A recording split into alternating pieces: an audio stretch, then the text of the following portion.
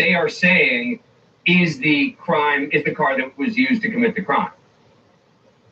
You're right, and I'm sure they could have shown that Koberger had been driving that car previously, but then that doesn't place him, remember, Dan, it doesn't place him at the scene, and there's no footage of him in the car at the scene. And again, any criminal defense attorney is going to have to bring these things up.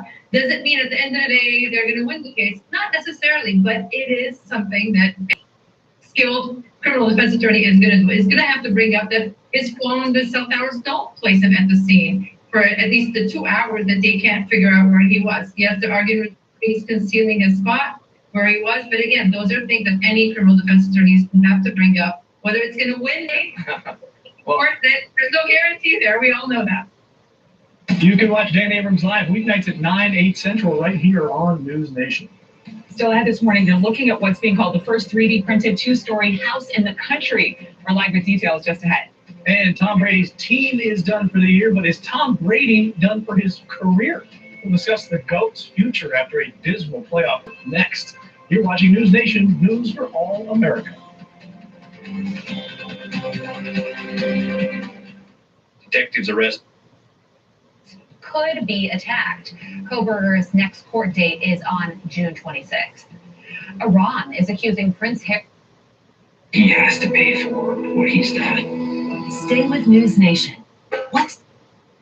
Memoir, Harry claims he killed 25 enemy fighters during his military service in Afghanistan, saying he thought of them as, quote, chess pieces. Iran's foreign ministry argues, quote, the British regime, whose royal family members, sees a killing of 25 innocent people as removal of chess pieces and has no regrets over the issue, and those who turn a blind eye to this war crime are in no position to preach others on human rights.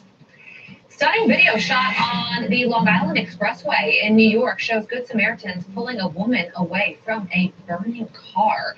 Several people seen rescuing the woman after the vehicle burst into flames after hitting the center median and flipping on its side. Whoa. Thanks in part to the bystanders' help, the woman was airlifted to a nearby hospital, and she's currently listed in critical condition. Ford CEO Jim Farley is set to ditch the office for a few laps around the Daytona International Speedway. He'll compete in the VP Racing Sports Car Challenge this weekend. Farley is an avid vintage race car driver with several podium finishes. He'll be driving this Ford GT4 Mustang endurance racing car at the event. Those are your headlines. Let's head on over and check in with senior meteorologist Janice Dean with our Fox weather forecast. Hey, Jan. Hello, Carly. Let's take a look at it. You know what? Good news for California. We have a drying out period. Those areas of low pressure are giving the coast of California a break.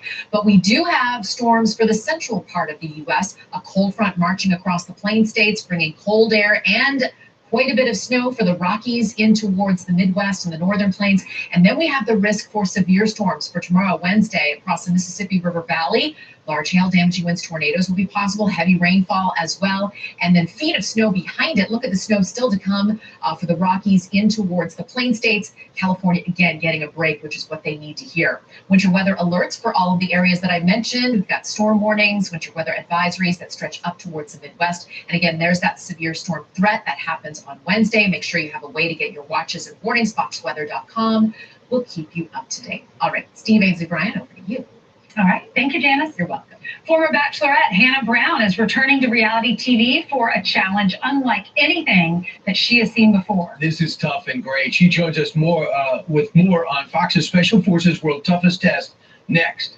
But first, let's check in with Bill Hemmer for a preview of what happens on the channel in 13 minutes. Good morning. Great show today. Nice to see the three of you. Will our nation's capital change its rules on jailed convicts? Whoa.